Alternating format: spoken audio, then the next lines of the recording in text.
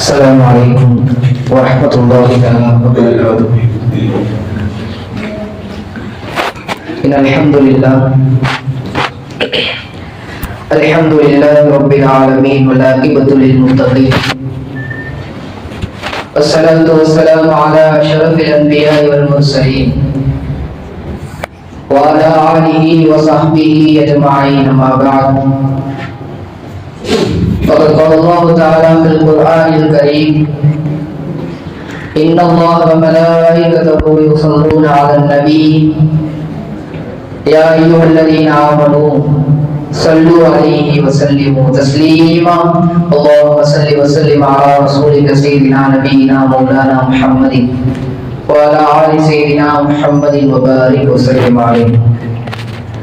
الحمد لله. எல்லா புகழும் நம்மை எல்லாம் படைத்து பரிபாலித்துக் கொண்டிருக்கக்கூடிய ரப்புல் ஆலமீன் அல்லாஹ்வுக்கு உரித்தானது.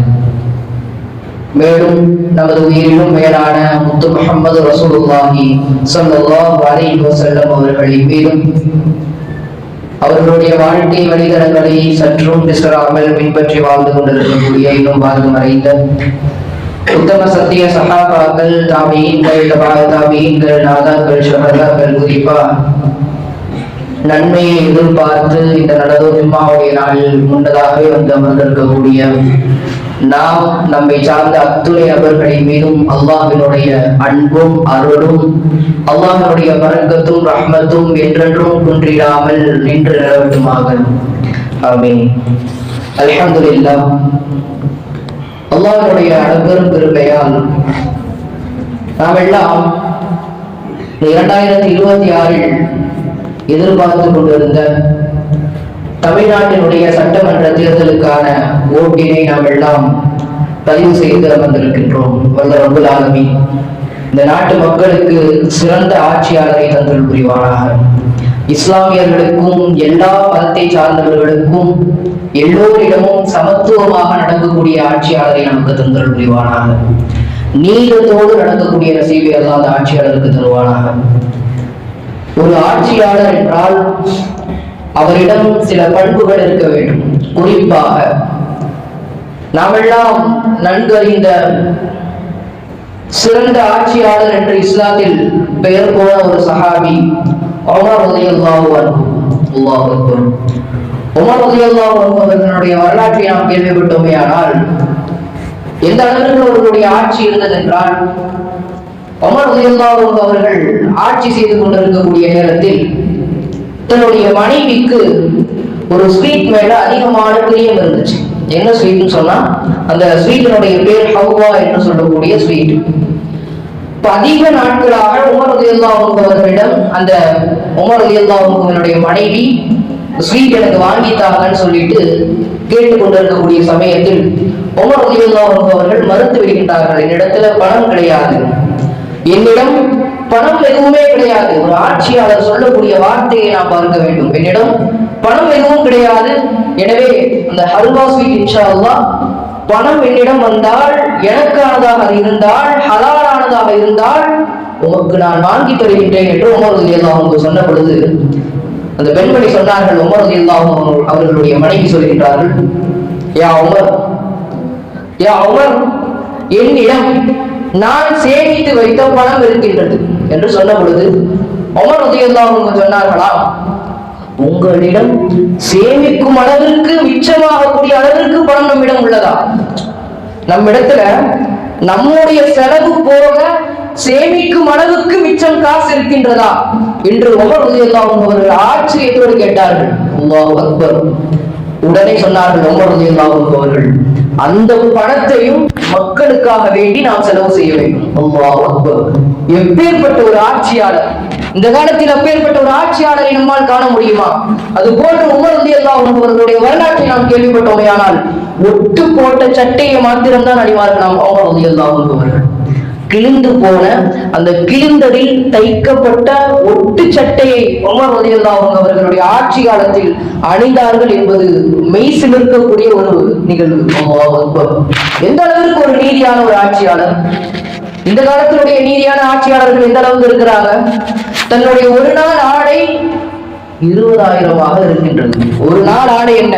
ஒரு வேளைக்கு அவர்கள் அணியக்கூடிய ஆடை அதனுடைய விலை மதிப்பு என்பது 20,000 என்பது குறைந்தபட்சம். 1,00,000 தொடுகின்றது இன்றைய ஆட்சியாளர்களுடைய ஆடையினுடைய விலை மதிப்பு. அல்லாஹ் அக்பர். எந்த அளவுக்கு நீதி தவற இருக்கின்றார்கள். அப்போ யார் சிறந்த ஆட்சியாளர் என்று இந்த காலத்தில் கணிக்கவே முடியாது. ஏன்னு சொன்னா சிறந்த ஆட்சியாளர்கள் எல்லாம் மண்ணுக்குள் இருக்கின்றார்கள். சஹாபாக்களுடைய காலத்தோடு அதெல்லாம் அழிந்து விட்டது. அதற்கு பின்னால் வரக்கூடிய ஆட்சியாளர்கள் எல்லாம் தன்னுடைய சுயமரியாதைக்காக வேண்டியும் சுயநலத்துக்காக வேண்டியும் தான் ஆட்சியில் இருக்கின்றார்கள் என்பதில் எந்த விதமான சந்தேகமும் கிடையாது. இன்னும் உமர் ரலியல்லாஹு அன்ஹு அவர்களுடைய வரலாற்றில் ஒரு பாகத்தை எடுத்து பார்த்தோமே ஆனால் அல்லாஹ் அக்பர். உமர் ரலியல்லாஹு அன்ஹு அவங்களுக்கு ஒரு பழக்கம் இருந்துச்சு. என்ன பழக்கம்னு சொன்னா, தன்னுடைய ஆட்சி காலத்துல இரவு நேரத்துல என்ன பண்ணுவாங்கன்னு சொன்னா, ஒவ்வொரு தன்னை மாறு வேடம் அணிந்து கொண்டு, தான் தான் உமர் என்பதை காட்டாமல் மாறு வேடம் அணிந்து கொண்டு ஒவ்வொரு வீட்டிற்கா சென்று ஏதாவது தேவை இருக்கின்றதா என்பதை விசாரிப்பார்கள் உமர் ரலியல்லாஹு அன்ஹு அவர்கள். இன்றைய ஆட்சியாளர்கள் எந்த அளவுக்கு துணிச்சலோட நம்ம வீடு தேடி வந்து உதவி செய்வாங்க. உமர் ரலியல்லாஹு அன்ஹு அவர்களுடைய இறையச்சத்தை நாம் பார்க்க வேண்டும். ஒவ்வொரு வீட்டிற்கா சென்று ஏதாவது தேவை இருக்கின்றதா என்று கேட்ட பொழுது ஒரு வீட்டிற்கு செல்கின்றார்கள். ஒரு கூரை வீடு, அதிலே ஒரு நபர் அமர்ந்திருக்கிறார். வீட்டினுடைய திண்ணை, வீட்டுக்குள்ள ஒரே சத்தம். என்ன சத்தம்னு பார்த்தா, மனைவி பிரசவ வழியில கத்திக்கிட்டு இருக்கிறார். பிரசவ வழியை தாங்க முடியாமல் தன்னுடைய மனைவியினுடைய அலறல் சப்தம் வெளியில் கேட்ட பொழுது உமர் ரலியல்லாஹு அன்ஹுக்கு ஒண்ணும் புரியல. உடனே கேட்கிறாங்க, என்ன உள்ள சப்தம் கேட்குது? ஏதோ பெண்மணியினுடைய சப்தம். அது ஒன்றும் கிடையாது, என்னுடைய மனைவிதான். என்னுடைய மனைவி பிரசவ வழியால் துடித்துக் கொண்டிருக்கின்றார். ஆனால் பிரசவம் பார்ப்பதற்கு எந்த ஒரு மருத்துவமனையும் கிடையாது. பிரசவம் பார்ப்பதற்கு என்று எந்த மருத்துவமனையும் கிடையாது, எந்த டாக்டரும் கிடையாது.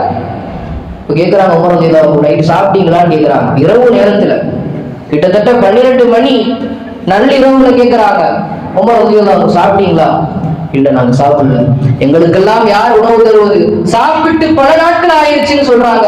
உமர் ரலியல்லாஹு அன்ஹு அவர்களிடம் அந்த ஆண் கேட்கிறாங்க, எவ்வளவு நாளாச்சு சாப்பிட்டு? நிறைய நாட்களாக நாங்கள் சாப்பிடாமலே பசியோடு தான் இருக்கின்றோம்.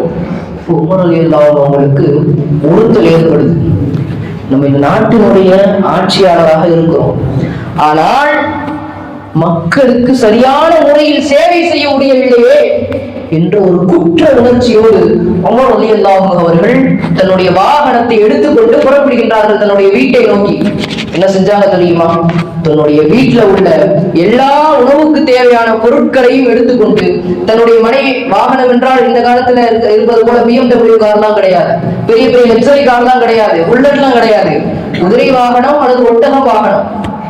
அந்த வாகனத்துல ஜாமானையும் எடுத்துக்கொண்டு, உணவுக்கு தேவையான ஜாமானையும் எடுத்துக்கொண்டு, தன்னுடைய மனைவியையும் அந்த வாகனத்தை ஏற்றிக்கொண்டு உமர் ரலியல்லாஹு அன்ஹு அவர்கள் செல்லுகின்றார்கள். ஏன் சென்றார்கள் தெரியுமா? உமர் ரலியல்லாஹு அன்ஹு அவர்களுடைய மனைவிக்கு ஒன்றும் புரியல. உமர் ரலியல்லாஹு அன்ஹு அவர்களுடைய மனைவிக்கு, அந்த காலத்தோடைய மனைவிமார்கள்னா என்ன, கணவன் சொல்லக்கூடிய வார்த்தைக்கு உடனே கட்டுப்படுவது. ஏன் எதுக்கெல்லாம் கேட்கறது கிடையாது. இந்த காலத்துடைய மனைவிமார்கள் அப்படி கிடையாது. ஒரு விஷயம் சொன்னா ஏன் எதுக்கு, இதெல்லாம் என்னால முடியாதுன்னு சொல்லக்கூடிய ஒரு காலகட்டம். ஆனால் சஹாபாக்களுடைய மனைவிமார்கள் ஒரு விஷயம் சொல்லிவிட்டால் ஏன் எதுக்கு என்று மாற்று கருத்தே தெரிவிக்க மாட்டார்கள். உடனே செய்யக்கூடியவர்களாக இருந்தார்கள். அல்லாஹ் அக்பர். உடனே வாகனத்தில் தன்னுடைய மனைவியை ஏற்றுக்கொண்டு செல்கின்றார்கள். உமர் ரலியல்லாஹு அன்ஹு என்ன செய்தார்கள் தெரியுமா? அல்லாஹ் அக்பர். தன்னுடைய மனைவியிடம், இந்த வீட்டில் ஒரு பெண்மணி பிரசவ வழியில் அவஸ்தைப்பட்டு கொண்டிருக்கிறார், அவளுக்கு நீங்கள் பிரசவம் பாருங்க. யாரு? நாட்டினுடைய அதிபதியினுடைய மனைவி. அல்லாஹ் அக்பர். இந்த காலத்து ஆட்சியாளர்கள் தன்னுடைய மனைவியை பிரசவம் பார்க்க கூட்டிட்டு வருவாங்களா?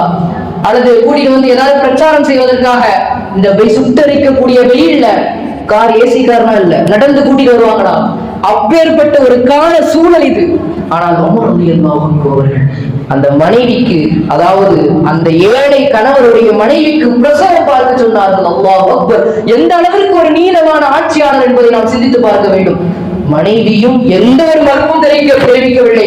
நான் உங்களுடைய மனைவி, இந்த நாட்டின் அதிபதியினுடைய மனைவி, நான் எப்படி இந்த பெண்மணிக்கு பிரசவம் பார்ப்பது? பிரசவம் பார்க்கிறதுனா சாதாரண விஷயம் கிடையாது. அவ்வளவு பெரிய ஒரு மகத்தான, அவ்வளவு பெரிய விஷயம் அது. நஜீஸ் எல்லாம் வெளியேற்றப்படும். அதையெல்லாம் அவர்கள் பொறுத்து கொண்டு செய்ய வேண்டும் பிரசவம் என்பது. அந்த காலத்துல போன்ற வசதிகள் எல்லாம் இந்த காலத்துல இருக்கக்கூடிய வசதி எல்லாம் அந்த காலத்துல கிடையாது. இந்த காலத்துல எல்லாம் பெட்டு, ஏசி, என்னென்னமோ வசதிகள் வந்து விட்டது. இந்த கழிவை சுத்தம் செய்வதற்கான மிஷின் என்று டெக்னாலஜி அவ்வளவு வளர்ந்து விட்டது. ஆனால் அந்த காலத்தில் எந்த ஒரு டெக்னாலஜியும் கிடையாது. உமர் ரலியல்லாஹு அவருடைய மனைவி பிரசவம் பார்க்கின்றார்கள், ஆண் குழந்தை பிறக்கின்றது. உமர் ரலியல்லாஹு என்ன செஞ்சாங்க தெரியுமா? உன்னை சாப்பிடல, அந்த கணவரும் மனைவியும் சாப்பிடல, கொண்டு வந்த அந்த உணவுக்கு தேவையான பொருளை வைத்து சப்பாத்தி சுட்டுக் கொண்டிருக்கின்றார்கள். யார்? நாட்டினுடைய அதிபதி சப்பாத்தி சுட்டுக் கொண்டிருக்கின்றார்கள் அந்த குடும்பத்திற்காக. அல்லாஹ் அக்பர்! எந்த அளவிற்கு ஒரு ஆட்சியாளர் என்பதை நாம் பார்க்க வேண்டும். சப்பாத்தி சுட்டுக்கிட்டு இருக்கக்கூடிய உமர் ரலியல்லாஹு அவர்களை தன்னுடைய மனைவி அழைக்கின்றார்கள். யா உமர் ரலியல்லாஹு அன்ஹு, ஆண் குழந்தை பிறந்திருக்கின்றது என்று சொன்ன பொழுது அந்த குடும்பத்தை சார்ந்த கணவரும் மனைவியும் ஆச்சரியத்தில் மிகைத்து விட்டார்கள். வந்தது உமர் ரலியல்லாஹு அன்ஹு. ஏன் சொன்னா மாறு இடத்துல வராங்க உமர் ரலியல்லாஹு. தான் தான் நாட்டினுடைய அரசர், தான் தான் இந்த நாட்டினுடைய அதிபர், தான் தான் இந்த நாட்டினுடைய அரசாட்சியாளர் என்பதை காட்டிக் கொள்ளாமல் மாறு இடத்தில் வந்த உமர் ரலியல்லாஹு அவர்களை பார்த்து அல்லாஹ் அக்பர் ஆச்சரியப்பட்டார்கள். வந்தது நாட்டின் அதிபதி உமர் ரலியல்லாஹு என்று ஆச்சரியப்படும் அளவிற்கு இந்த வரலாறு அமைந்திருக்கின்றது. அல்லாஹ் அக்பர்! எந்த அளவிற்கு ஒரு நீளமான ஆட்சியாளர் உமர் ரலியல்லாஹு. இதையெல்லாம் வைத்து நாம் பார்த்தோமேயானால் இந்த காலத்தினுடைய இந்த சமகாலத்தில் வாழ்ந்து கொண்டிருக்கக்கூடிய எந்த ஆட்சி, எந்த கட்சியினுடைய தலைவருக்கும் இந்த நாட்டை ஆளக்கூடிய தகுதி என்பது சுத்தமாக கிடையாது. நீதம் மட்டும் இருக்கின்றது என்பது கிடையாது. ஒரு ஆட்சியாளர் என்றால் நீதம் இருந்தால் போதுமா என்பது கிடையாது. எந்த பெண்களோடும் சவகாசம் வைத்துக் கொள்ளாதவர்களாக இருக்க வேண்டும். எந்த பெண்களோடும் சவகாசம் உடையவர்களாக இருக்க வேண்டும். ஏன்னு சொன்னா நபி ஸல்லல்லாஹு அலைஹி வஸல்லம் அவர்கள் சொல்லுகின்றார்கள், அந்நிசாஉ ஹபாயிலு ஷைத்தான். பெண்கள் என்பவர்கள், பெண்கள் ஷைத்தானுடைய வலையாவார்கள். இந்த ஷைத்தானுடைய வலையில சிக்கி கொண்டிருக்கக்கூடிய எந்த ஒரு ஆட்சியாளரும் இந்த நாட்டிற்கு வருவதற்கு எந்த தகுதியும் கிடையாது. இன்னைக்கெல்லாம் இஸ்லாமியர்களை சார்ந்த நிறைய நபர்கள், குறிப்பாக வாலிபர்கள், இந்த பாலிடிக்ஸ் பத்தி எதுவுமே தெரியாத வாலிபர்கள் கூட இருக்கின்றார்கள். அரசியல் பற்றி ஒன்றுமே தெரியாத சின்ன சின்ன சிறுவர்கள் எல்லாம் ஒரு கட்சியை சார்ந்து, ஒரு தலைவரை சார்ந்து அவர்களுடைய நடிப்பை பார்த்து மயங்கி கொண்டிருக்கின்றார்கள். அவர்களை ஒரு முன்மாதிரியாக எடுத்துக் கொண்டிருக்கின்றார்கள். அல்லாஹு அக்பர்! இஸ்லாமியர் என்று சொல்லுவதற்கு கேவலமாக இருக்கக்கூடிய ஒரு காலகட்டம். நாம் யார் முன்மாதிரியா இருக்கணும்? இஸ்லாமியர்களுக்கு யார் முன்மாதிரி? அல்லாஹ் கொடுத்த முன்மாதிரி யார் இஸ்லாமியர்களுக்கு? நபி ஸல்லல்லாஹு அலைஹி வஸல்லம் அவர்களை தவிர யாருக்குமே முன்மாதிரி என்று சொல்லக்கூடிய தகுதி கிடையவே கிடையாது. ரசூல் ஸல்லல்லாஹு அலைஹி வஸல்லம் சொல்லுகின்றார்கள், லா யுமினு அஹதுக்கும் ஹத்தா கூனு அஹப்ப இலைஹி மின் வாலிதிஹி வ வலதிஹி வன்னாஸி அஜ்மஈன். அல்லாஹ் அக்பர்! ஸல்லல்லாஹு அலைஹி வஸல்லம் சொல்றாங்க, லா யுமினு அஹதுக்கும், உங்களில் ஒருவரும் முஃமினாகவே முடியாது. நல்ல கவனிங்க, உங்களில் ஒருவரும் முஃமினாக முடியாது. லா யுமினு அஹதுக்கும் ஹத்தா, இதுவரை தெரியுமா? அகூனு அஹப்ப இலைஹி, நீங்கள் என்னை பிரியப்படும் வரை. எந்த அளவுக்கு என்ன பிரியப்படணும்? அகூனு அஹப்ப இலைஹி மின் வாலிதிஹி, உங்களுடைய பெற்றோர்களை விட நீங்கள் எப்பொழுது என்னை பின்பற்றுகின்றீர்களோ, என்னை பிரியப்படுகின்றீர்களோ, அதை அந்த பிரியத்தை தாண்டி நீங்கள் முஃமினாகவே முடியாது. லா யுமினு அஹதுக்கும் ஹத்தா அகூனு அஹப்ப இலைஹி மின் வாலிதிஹி வ வலதிஹி, உங்களுடைய குழந்தைகளை விட வன்னாஸி அஜ்மஈன், இந்த காலத்தில் வாழ்ந்து கொண்டிருக்கக்கூடிய எல்லா முஸ்லிம்கள், முஸ்லிம்கள், மாற்று மத சகோதரர்கள் எல்லோரையும் விட நீங்கள் எப்பொழுது என்னை பிரியப்படுகின்றீர்களோ அதுவரையிலும் லா யுமினு அஹதுக்கும், ஒருவருமே முஸ்லிமாக முடியாது, முஃமினாக முடியாது என்று நபி ஸல்லல்லாஹு அலைஹி வஸல்லம் அவர்கள் சொன்ன ஹதீஸ் நம்முடைய பிள்ளைகளுக்கு நாம் கற்றுக் கொடுக்க வேண்டும். தெரிந்த பிள்ளைகள் தன்னுடைய பெற்றோர்களுக்கு கற்றுக் கொடுக்க வேண்டும். கணவன்மார்கள் மனைவிகளிடம் சொல்லிக் கொடுக்க வேண்டும். மனைவிகள் கணவனிடத்தில் சொல்லிக் கொடுக்க வேண்டும். என்ன சொல்லிக் கொடுக்க வேண்டும்? வீட்டிலே சென்று உங்களுடைய மனைவிமார்களுக்கு கற்றுக் கொடுங்கள், உங்களுடைய பிள்ளைகளுக்கு கற்றுக் கொடுங்கள். என்னது? நடிகர்களை விரும்ப சொல்லியா? நடிகர்களை ரசிகர்களாக ஆக்கிக் கொள்ள சொல்லியா? அல்லது நடிகர்களை முன்மாதிரியாக எடுத்துக்கொள்வதை சொல்லிக் கொடுக்க சொல்ல வேண்டும்? நான் சொல்லிக் கொடுக்க சொல்வது நீங்கள் முஃமினாகவே முடியாது. நபி ஸல்லல்லாஹு அலைஹி வஸல்லம் அவர்களின் மீது இந்த உலகத்தில் வாழ்ந்து கொண்டிருக்கக்கூடிய அந்த சராசத்தை வாழ்ந்து கொண்டிருக்கக்கூடிய எல்லோரையும் விட நாயகத்தை நாம் எப்பொழுது புரியப்படுகின்றோமோ அப்போதுதான் நாம் உண்மை முஃமின்களாக ஆக முடியும். உண்மையான முஸ்லிமா இல்லாம மரணிச்சோன்னு சொன்னா நபி ஸல்லல்லாஹு அலைஹி வஸல்லம் அவருடைய பொருத்தம் நமக்கு கிடைத்து விடுமா? கபரிலே நமக்கு வெளிச்சம் கிடைத்து விடுமா?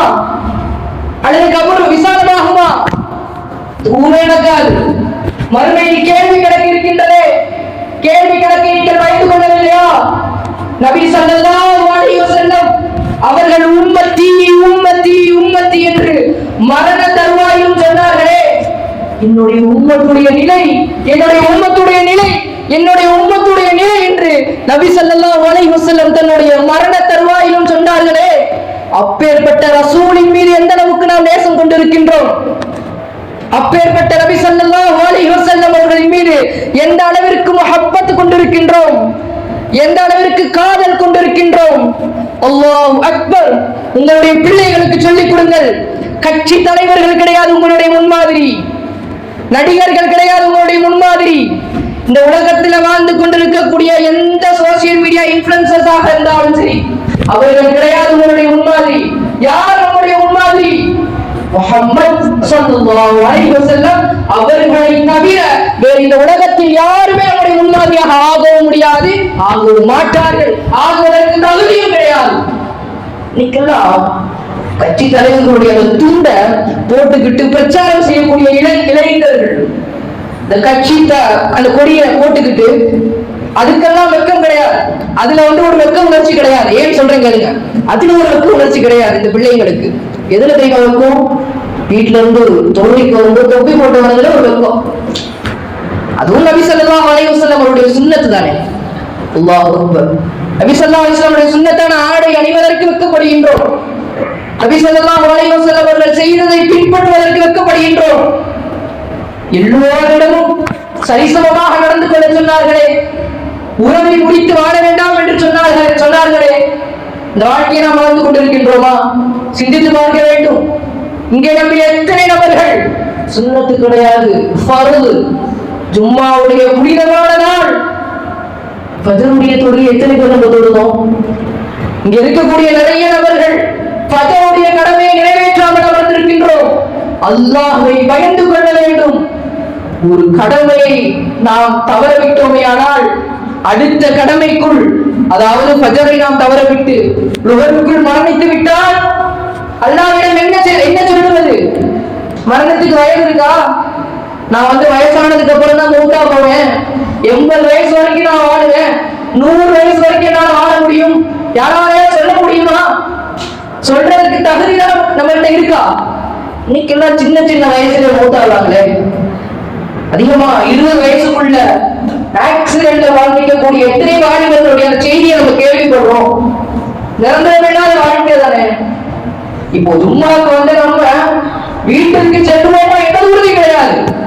அவ்வளவு அற்ப துன்யா, அற்ப உலகத்திற்காக கேவலம் யார் யாரையோ கூத்தாடிகளோடு வாழக்கூடிய, கூத்தாடிகளோடு நடிக்கக்கூடிய நடிகர்களையும் ரசிகர்களாக எடுத்து, வெறும் ரசிகர்களாக எடுப்பது மாத்திரம் கிடையாது, அவர்களை அப்படி ஒரு முன்மாதிரியாக ஃபாலோ செய்து கொண்டிருக்கின்றோமே, வெக்கம் இல்லையா நமக்கு?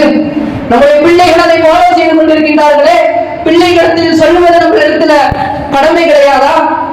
நாம் பயந்து கொள்ள வேண்டும், மௌத்தை பயந்து கொள்ள வேண்டும், மறுமையை பயந்து கொள்ள வேண்டும், கபரை பயந்து கொள்ள வேண்டும், கேள்வி கணக்கை பயந்து கொள்ள வேண்டும். அல்லாஹ்வுடைய ஒரு நெருக்கடிக்கு நம்மால் தாங்க முடியுமா? கபரில் வச்சதுக்கு அப்புறம் கபர் ஒரு நெருக்குமா? 2 விநாயகர்களும் ஒட்டு அளவிற்கு கபர் நம்மை நசுக்கும் பொழுது அல்லாஹ் அக்பர், அந்த வேதனை சொல்லி அடங்காது. கபருல பெரிய பெரிய பாம்புகள் வரும், தேள்கள் வரும். நாம் எதையெல்லாம் கண்டு பயந்தோமோ இந்த உலகத்தில், எதையெல்லாம் கண்டு அச்சமிட்டோமோ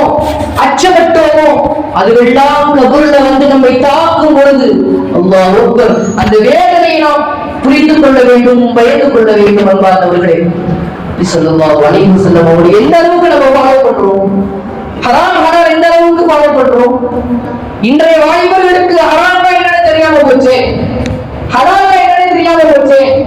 நபி ஸல்லல்லாஹு அலைஹி வஸல்லம் எதை தடுத்தார்களோ, அல்லாஹ் ரப்பல் ஆலமீன் எதை தடுத்தார்களோ அதெல்லாம் ஹராம். நபி ஸல்லல்லாஹு அலைஹி வஸல்லம் அவர்கள் எதை செய்ய சொன்னார்களோ, அல்லாஹ் எதை செய்ய சொன்னானோ, எதை ஏவினானோ அதை செய்வது ஹலால். இப்போ நபி ஸல்லல்லாஹு அலைஹி வஸல்லம் என்ன சொன்னாங்கன்னு தெரிஞ்சாலே நமக்கு ஹலால் ஹராம் தெரியும். அல்லாஹ் குர்ஆன்ல என்ன சொல்லி இருக்கான், என்ன நமக்கு சொல்லி தர இருக்கிறான் அப்படிங்கிற விஷயம் தெரியாம ஹலால் ஹராம் எப்படி தெரியும்? இன்றைய வாலிபர்களிடம் அதிகமாக ஹராம் ஹலால் விஷயத்தில் ரொம்ப பலகீனமா இருக்கிறான். ஆரம்பத்தில் சொன்னது போல நிசாவு கவாயில் ஷைத்தான் நபி ஸல்லல்லாஹு அலைஹி வஸல்லம் சொன்னாங்க, இந்த விஷயத்துல அதிக பேர் பிடிபட்டிருக்காங்க.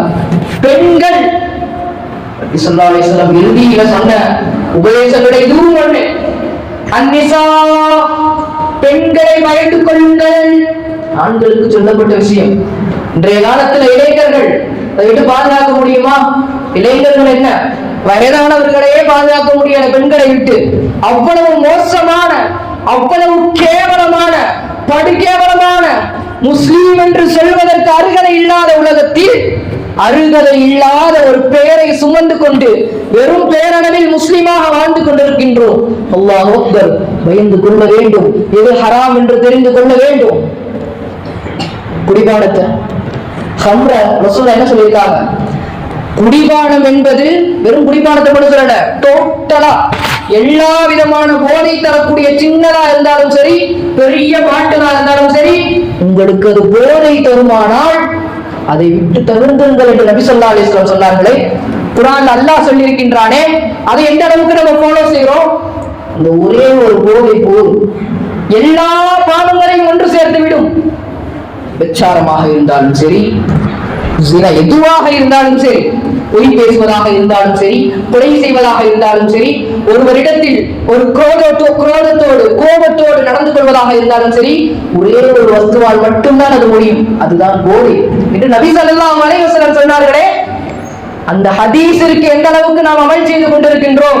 இன்றைக்கு இளைஞர்கள் அல்லாஹ் அக்பர், இந்த போதை வஸ்துல மூழ்கி போய் கிடக்கிறாங்க.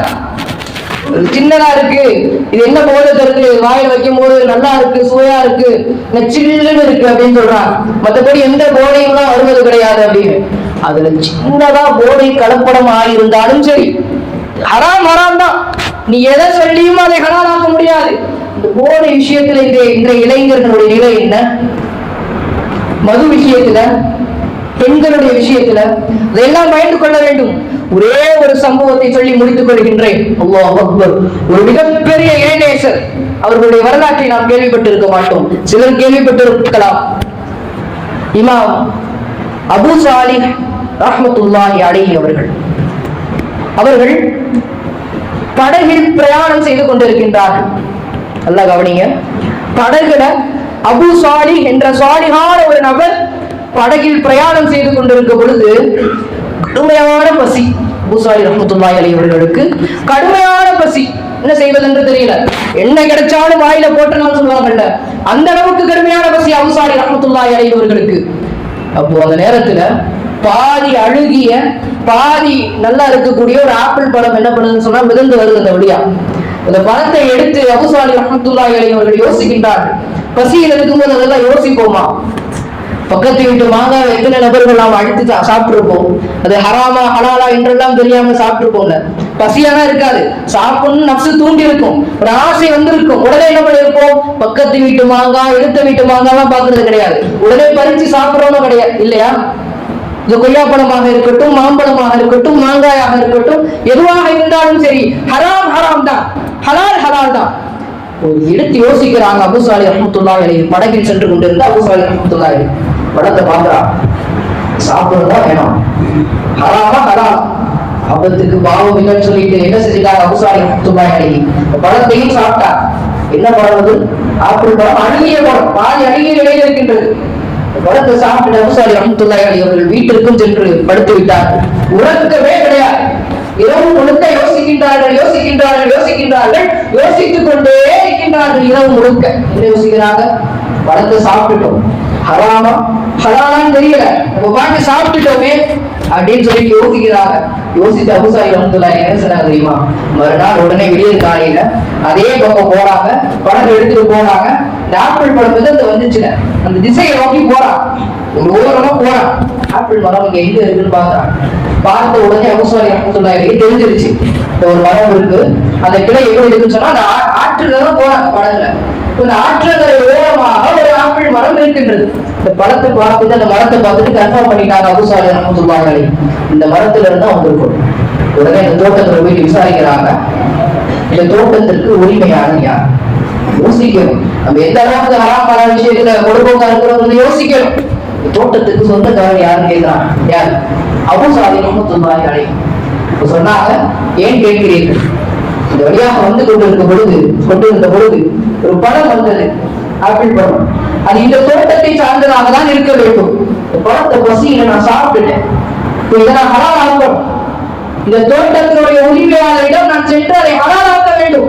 அதற்காக வேண்டிதான் கேட்கின்றேன். ஒரு அழுகிய ஆப்பிள் பழத்திற்காக வேண்டி அபூ சாலிஹ் ரஹ்மத்துல்லாஹி அலைஹி அவர்கள் செய்த தியாகத்தை நாம் பார்க்க வேண்டும். என்ன சொன்னார்கள் தெரியுமா? நான் தான் இந்த தோட்டத்தினுடைய உரிமையாளர், ஓனர் நான் தான். என்ன சொல்லுங்க? ஹலாலாக்கணும், எனக்கு ஒன்றும் தேவையில்லை. சாப்பிட்ட பழத்தை ஹலாலாக்கணும். நீங்க நினைச்சா முடியும். உங்க பர்மிஷன் கேட்கறதுனால வந்திருக்கேன் சொல்றாங்க. அவரும் பெரிய இளைஞர், அவங்க பேரு சௌமி ரஹ்மத்துல்லாஹி அலைஹி சொல்றாங்க, ஹலாலாக்கணும்னு சொன்னா நான் சொல்லக்கூடிய விஷயத்தை நீங்க செய்யணும். டெஸ்ட் பண்றாங்க, எந்த அளவுக்கு இவர் இறை பக்தியில இருக்கிறான்னு சொல்லிட்டு டெஸ்ட் பண்றாங்க. என்ன சொல்றாங்க? நான் சொல்லக்கூடிய காலம் வரைக்கும், அது மாதமாக இருக்கலாம், நாளாக இருக்கலாம், வாரமாக இருக்கலாம், வருடமாக இருக்கலாம், நான் சொல்லக்கூடிய காலம் வரைக்கும் அந்த தோட்டத்தில் உள்ள ஆயிரக்கணக்கான மரங்களுக்கும் கிணற்றிலிருந்து தண்ணீர் இறைத்து ஊற்ற வேண்டும். பல ஆண்டுகள் அபூ சாலிஹ் ரஹ்மத்துல்லாஹி அலைஹி அவர்கள் தண்ணீர் இறைத்ததாக வரலாற்றில் பதிவு செய்கின்றார்கள். தண்ணீரை இறைச்சதுக்கு அப்புறம் கொஞ்ச நாளுக்கு அப்புறம், நாள் கிடையாது, கொஞ்ச ஆண்டுக்கு பிறகு அவ சௌமி ரஹ்மத்துல்லாஹி அலைஹி என்ன செய்யறாங்க தெரியுமா? வந்து கேட்கிறாங்க, சொன்னது மாதிரி செய்வீங்களே, அந்த அளவுக்கு இறை பக்தி உடையவரோ நீங்க, அவ்வளவு இறையச்சம் உங்களுக்கு இருக்குதா? ஒரு ஆப்பிள் பழம் தானே, இந்த ஆப்பிள் பழத்துக்காக ஏன் இவ்வளவு பாடுபடுறீங்க என்று கேட்ட பொழுது, கிடையாது, மறுமையில் இந்த பழத்திற்கும் கேள்வி கணக்கு உண்டு. அது அழுகிய பழமாக இருந்தால் என்ன, நல்ல பழமாக இருந்தால் என்ன, காயாக இருந்தால் என்ன, செங்காயாக இருந்தால் என்ன, உங்களுடைய உரிமை இல்லாம, உங்களுடைய பெர்மிஷன் இல்லாம நாங்க சாப்பிட்டுட்டேன், இதை நீங்க ஹலாலாக்கி தாங்க. அல்லாஹ்ட்ட என்னால பதில் சொல்ல முடியாது. சர்வசாதாரணமாக நம்ம ஹராம்ல மூழ்கி கொண்டிருக்கின்றோமே, சர்வசாதாரணமாக வட்டி போன்ற விஷயங்களை நாம் சாப்பிட்டுக் கொண்டிருக்கின்றோமே, சர்வசாதாரணமாக லஞ்சம் வாங்கி கொண்டிருக்கின்றோமே, சர்வசாதாரணமாக விபச்சாரத்தில் மூழ்கி கொண்டிருக்கின்றோமே, சர்வசாதாரணமாக பெண்களோடு தொடர்பில் கொண்டிருக்கின்றோமே, சர்வசாதாரணமாக ஹராம் என்று சொல்லக்கூடிய ஹராமில் ஆக உச்சகட்டம் என்று சொல்லலாம், அப்பேற்பட்ட மதுவில் நாம் மூழ்கி கொண்டிருக்கின்றோமே. அல்லாஹ் அக்பர். அன்று அபூ சாலிஹ் ரஹ்மத்துல்லாஹி செய்திருந்த இந்த பழத்தை ஹலாலாக்க வேண்டும். அபூ சாலிஹ் ரஹ்மத்துல்லாஹி கேட்ட பொழுது அந்த நபர் சொல்றாங்க, யாரு? தோட்டத்தினுடைய உரிமையாளர், இன்னும் ஒரே ஒரு டாஸ்க் இருக்கு, அந்த டாஸ்கையும் செஞ்சீங்கன்னா ஹலால் ஆக்கிடுறேன். என்ன டாஸ்க் இது? எனக்கு ஒரு மகள் இருக்கின்றார், பேர் பாத்திமா. மகளை நீங்கள் திருமணம் முடித்து கொள்ள வேண்டும்.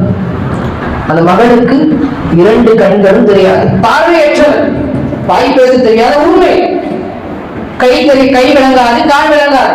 இப்பேற்பட்ட ஒரு பெண்மணி என்னுடைய மகளாக இருக்கின்றார், அவளை நீங்கள் திருமணம் முடித்துக் கொள்ள வேண்டும் என்று சொன்ன பொழுது அபூ சாலிஹ் ரஹ்மத்துல்லாஹி என்ன சொன்னாங்க? நம்ம செஞ்சிருப்போமா? பரவாயில்ல, அப்படி செஞ்சா ஹலாலாக்குவீங்களா? தாராளமா திருமணம் முடிச்சுக்கிறேன். இன்னைக்கு ஒழுக்கம் ஒரு ஓரமா இருந்தாலே கை லைட்டா வளைஞ்சிருந்தாலே ஏன் கைக்கு ஏன் போறோம்? விரல்ல ஏதாவது ஒரு சின்ன பாதிப்பு இருந்தாலே அந்த பெண்மணி ரிஜெக்ட் பண்றவங்க கிடையாதா? அப்போ சொல்றாங்க, கை விளங்காது, கால் விளங்காது, காது கேட்காது, வாய் பேச தெரியாது, இப்பேற்பட்ட ஒரு பெண்மணி இருக்கின்றால் அவளை நீங்கள் திருமணம் முடித்துக் கொள்ள வேண்டும். அபூ ஸாலிஹ் ரஹ்மத்துல்லாஹி என்ன தெரியுமா சொன்னாங்க? அப்படி நான் திருமணம் முடிச்சுக்கிட்டேன்னு சொன்னா ஹலாலாக்கி தருவீங்களா? அப்படி நான் திருமணம் முடிச்சுக்கிறேன், அந்த பெண்மணியை தாராளமா முடிச்சுக்கிறேன், நான் திருமணம் முடிச்சுட்டேன்னா அந்த பணத்தை நீங்க ஹலாலாக்கி தரீங்களான்னு கேட்ட பொழுது சௌமி ரஹ்மத்துல்லாஹி சொன்னார்கள், தாராளமாக, வல்லாஹி அல்லாஹ்வின் மீது ஆணையாக ஹலாலாக்கி தருகின்றேன். இது துணிச்சலான விஷயம் கிடையாது, டக்குனு யோசிக்காம முடிவெடுக்கக்கூடிய விஷயம் கிடையாது. வாழ்க்கை, மனைவி என்பது நம்முடைய வாழ்க்கை, யோசிச்சு சிந்திச்சு சூஸ் பண்ணக்கூடிய ஒரு விஷயம். உடனே என்ன பண்ணாங்க, அக்செப்ட் பண்ணிக்கிட்டாங்க, நான் திருமணம் முடிச்சுக்கிறேன்.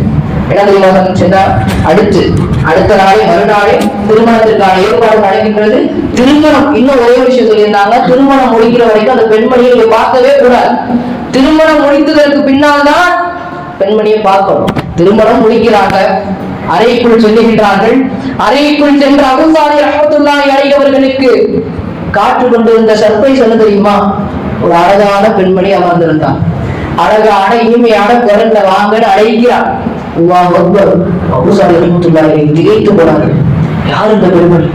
இந்த நபர் என்ன சொன்னா, என்னுடைய மகளுக்கு கண்ணு தெரியாதுன்னு சொன்னாங்க, பார்க்கிறான், வாய் பேச தெரியாது சொன்னாங்க, என்னை அழைக்கிறான், கைகால் விளங்காது சொன்னாங்க, அழகில்லாதவன் என்று சொன்னார்கள். அழகான உருவத்தில் ஒரு பெண்மணி அங்கே அமர்ந்திருக்கின்றாரே, இவர் எனக்கு கலகலானவர் கிடையாது என்று உடனே அந்த அறையை விட்டு வெளியேறுகின்றார்கள். அபூ ஸாலிஹ் ரஹ்மத்துல்லாஹி அலைஹி தன்னுடைய மாமனார்ட்ட போயிட்டு கேட்கிறாரு, என்ன உங்களுடைய பெண்மணிக்கு காது கேட்காது சொன்னீங்க, வாய் பேச தெரியாது சொன்னீங்க, கண்ணு தெரியாம சொன்னீங்க, கைகால் விளங்காத சொன்னீங்க, உள்ள அழகான பெண்மணி அமர்ந்திருக்கின்றாளே, அவர் யார் என்று கேட்ட பொழுது அந்த நேரத்துல சொல்றாங்க சௌமி ரஹ்மத்துல்லாஹி அலைஹி, அவள்தான் நீங்கள் நிக்காஹ் செய்த பெண்மணி.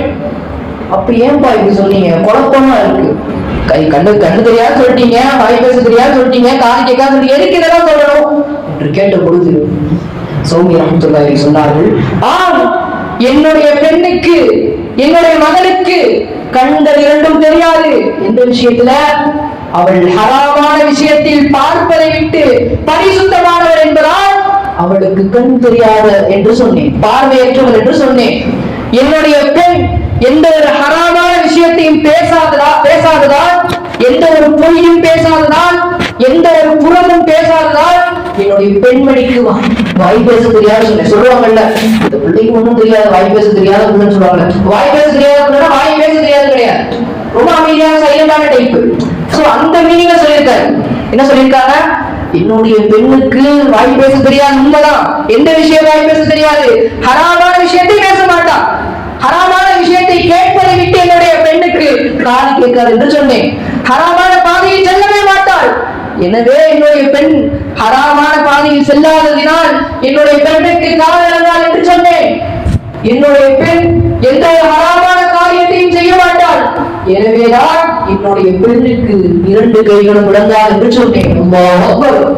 அல்லாஹ் அவர்களுடைய தியாகத்தை புரிந்து கொண்டார். எந்த அளவுக்கு பணத்துக்காக வேண்டி வாழ்க்கையை அடமானம் வைக்க துணிந்தவர்கள் அபூ ஸாலிஹ் ரஹ்மத்துல்லாஹி அலைஹி. ஹராம் விஷயத்தில், ஹலால் விஷயத்தில் அவ்வளவு பேணிக்கையாக இருந்ததினால் அல்லாஹ் கொடுத்த சர்ப்ரைஸ் என்ன? அல்லாஹ் கொடுத்த மிகப்பெரிய கன்ஸ் என்று சொல்லக்கூடிய பொக்கிஷம் என்னது? அழகான தன்மை போன்று சாலிஹான ஒரு மனைவியை கொடுத்தார். இந்த வரலாற்றிலிருந்து நாம் பெற்றுக்கொள்ளக்கூடிய ஒரு படிப்பில் என்ன தெரியுமா? நாம் எந்த அளவுக்கு இருக்கிறோமோ, கணவன்மார்கள் எந்த அளவுக்கு இருக்கிறோமோ, எந்த அளவுக்கு சாலிகா இருக்கிறோமோ, எந்த அளவுக்கு நல்ல பண்போடு பிறரிடம் நடந்து கொள்கின்றோமோ, எந்த அளவுக்கு ஹலால் விஷயத்தில் பேடிக்கையாக இருக்கின்றோமோ, எந்த அளவுக்கு நபி ஸல்லல்லாஹு அலைஹி வஸல்லம் அவர்கள் மீது பிரியத்தோடு இருக்கின்றோமோ, அல்லாஹ்வுடைய அச்சத்தோடு இருக்கின்றோமோ, அப்பேற்பட்ட ஒரு ஆணுக்கு தான் அப்பேற்பட்ட ஒரு பெண் கிடைப்பார் என்பது எந்த மாற்று கருத்தும் கிடையாது. குர்ஆன் சொல்லுது, நீங்க எந்த அளவுக்கு இருக்கீங்களோ, கணவன் எந்த அளவுக்கு இருக்கிறாரோ அதே போலதான் மனைவி எந்த அளவுக்கு இருக்கின்றாரோ அதே போன்றுதான் கணவன். குர்ஆன் சொல்லிவிட்டது. இதற்கு மேல என்ன ஆதாரம் வேண்டும்? அப்போ நாம் சரியானால் மாத்திரம்தான் நமக்கு சரியான மனைவி, சரியான துணை கிடைக்கிறார். அல்லாஹ் அக்பர். அல்லாஹ் நம்மை சிறந்த ஒரு முஃமினாக வாழக்கூடிய நசீபை நமக்கு தந்தர் புரிவானாக. ஹராம் ஹலாலை பேணி வாழக்கூடிய நம்முடைய உயிர் மூச்சு இருக்கும் வரை ஹராம் ஹலால் விஷயத்தில் எந்த அளவுக்கு ஏழ்மைக்கு சென்றாலும் சரி, நான் வட்டியை தொடவே மாட்டேன், யாரிடமும் லஞ்சம் வாங்கவே மாட்டேன் என்று உறுதிமொழி எடுக்கக்கூடிய ஒரு முஃமினாக, உண்மை முஃமினாக வாழக்கூடிய நசீபை நமக்கு அல்லாஹ் தந்தர் புரிவானாக. அல்லாஹ் ரப்புல் ஆலமீன் நபி ஸல்லல்லாஹு அலைஹி வஸல்லம் அவர்களை உயிரினும் மேலாக நேசிக்கக்கூடிய நசீபையும், அவர்களை அப்படியே பின்பற்றக்கூடிய நசீபையும், அவர்கள் எதை தடுத்தார்களோ அதை விட்டு நாமும் தவிர்த்திருக்கக்கூடிய நசீபையும், அவர்கள் எதை ஏவினார்களோ அதை செய்யக்கூடிய நசீபையும் அல்லாஹ் நம் அனைவர்களுக்கும் தந்தர் புரிவானாக. இரையற்றம் உடைய, எல்லோரையும் சமத்துவமாக பார்க்கக்கூடிய, எந்த ஒரு கலப்படமும் இல்லாத, எல்லா மதத்தினர்களும் ஒன்றாக இருக்கக்கூடிய, யாரையும் குறைத்து மதிப்பிடாத ஒரு ஆட்சியாளரை அல்லாஹ் நம்முடைய நாட்டிற்கு தந்தல் புரிவானாக. முஃமின்களுக்கு யார் வந்தால், எந்த ஆட்சியாளர் வந்தால் முஃமின்களுக்கு சிரமம் அளிக்குமோ, முஃமின்களுக்கு பாதிப்பளிக்குமோ, அப்பேற்பட்ட ஆட்சியாளர் இந்த நாட்டிற்கு வராமல் இருக்கக்கூடிய நசீபை தந்தல் புரிவானாக. ஒன்றை மட்டும் சொல்கின்றேன், இந்த நாட்டின் சுதந்திரத்திற்காக போராடியதில் மேக்சிமம் முஸ்லிம்கள் தான் அதிகம். அந்த முஸ்லிம்களுடைய பெயர் பட்டியலை அழித்து விட்டார்கள் காலப்போக்கில். அப்பேற்பட்ட வீர வரலாற்றிற்கு சொந்தக்காரர்கள் தான் இன்று இந்திய திருநாட்டில் நாம் எல்லாம் சுதந்திரமாக வாழ்ந்து கொண்டிருக்கின்றோம் என்றால், நமக்கு சுதந்திரம் வாங்கி தந்ததில் அதிக பங்களிப்பு யாருக்கு இருக்கின்றது தெரியுமா? முஸ்லிம்களாகி நமக்கு தான் இருக்கின்றது. அப்பேற்பட்ட முஸ்லிம்களை இந்த நாட்டை விட்டு, என்ன வீட்டை விட்டு, நாட்டை விட்டு, இந்த உலகத்தை விட்டு யாராலும் எதுவுமே செய்ய முடியாது, அனுப்பவே முடியாது. அல்லாஹ் நாடாதவரை நமக்கு ஒரு நலவை தரவும் முடியாது, அல்லாஹ் நாடாதவரை ஒரு தீங்கு நம்மை வந்து அடையவும் செய்யாது. இதுவும் ஒரு ஹதீஸ். அப்போ அல்லாஹ் எல்லோரையும் சரிசமமாக மதித்து நடக்கக்கூடிய, ஏன் சொன்னா சிலர் குரல் கொடுக்கலாம், நான் இந்த நாட்டுக்கு அரசாட்சியில வந்தேன்னு சொல்லலாம், இந்த நாட்டுல நான் முதல்வரா வந்தேன்னு சொல்லலாம், நான் இதை செய்வேன், பெண்ணுரிமை தருவேன், பெண்களுக்கு நான் அதிகமான பாதுகாப்பு கொடுப்பேன், வறுமை ஒழிப்பேன் என்று சொல்லலாம், வாயளவுல சொல்லலாம். இந்த நாட்டுக்கு பாதுகாப்பு கொடுப்பேன், முஸ்லிம்களை நான் பாதுகாப்பேன் என்று வாயால் சொல்லலாம். ஆனால் ஒன்றை மட்டும் புரிந்து கொள்ளுங்கள், அவர்களுடைய உள்ளத்தில் உள்ளதை அல்லாஹ்வை தவிர யாராலும் அறிய முடியாது. அல்லாஹ்வுக்கு தெரியும் யார் இந்த நாட்டுக்கு வந்தால் சிறந்த முறையில் எல்லோரையும் ஒன்றிணைத்து எல்லோரிடமும் அன்பாக நடக்கக்கூடிய ஆட்சியாளர் யார், யாருடைய மனது அப்பேற்பட்ட தூய்மையான மனதில் இருக்கின்றது என்பதை நம்மை விட அல்லாஹ்வுக்கு நல்ல தெரியும். அப்பேற்பட்ட ஒரு சிறந்த ஆட்சியாளரை அல்லாஹ் இந்த நாட்டிற்கு தந்தர் புரிவானாக. இந்த நாட்டில் இஸ்லாமியர்களுக்கு அல்லாஹ் சுதந்திரத்தை தந்தர் புரிவானாக. இஸ்லாமியர்களை யாரெல்லாம் அழித்து ஒழிக்க வேண்டும் என்று நினைக்கின்றார்களோ அவர்களுக்கு எதிராக அல்லாஹ் தஆலா அவர்களை அழித்து ஒழிப்பானாக. வா அல்ஹம்துலில்லாஹி அல்ஹம்துலில்லாஹி ரப்பில் ஆலமீன். சுன்னத்துல்லாஹ். அஸ்ஸலாமு அலைக்கும் வரஹ்மத்துல்லாஹி வபரகாத்துஹு.